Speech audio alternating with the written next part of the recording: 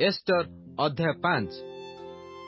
एउतारू तृतीय दिन एस्टर राजकीय वस्त्र पिंधि राजगृहर भीतर प्रांगण रे राजगृह सम्मुखरे ठिया हेला।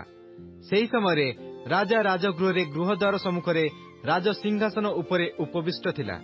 एथिरे राजा एस्टर राणी की प्रांगण रे ठिया हेबार देखिला।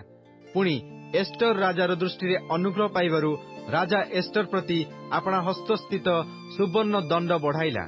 तेणु एस्टर निकट को आसी राजदंडर अग्रभाग छुईला।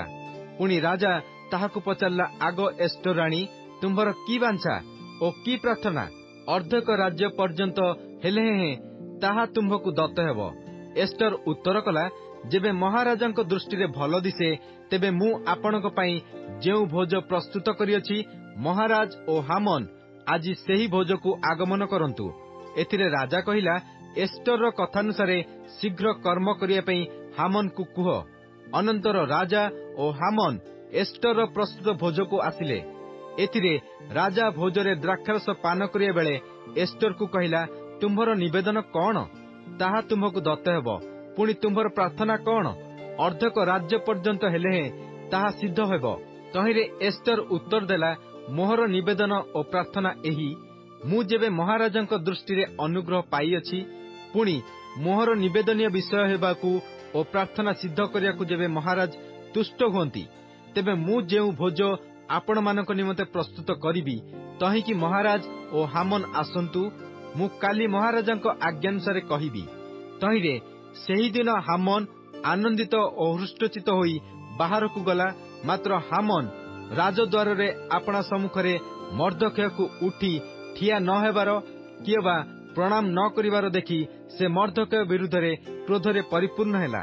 तथापि हामन अपना क्रोध संभाली गृहकू गला। पुणी अपना मित्रगणकू ओ अपना भार्या सेरसकू डकाई आनिला।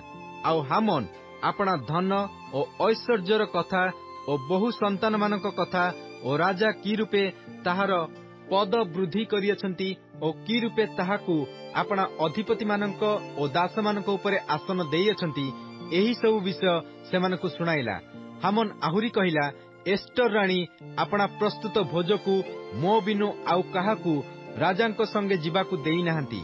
पुणी काली की मु राजांक संगे तांको द्वारा निमंत्रित होइअछि।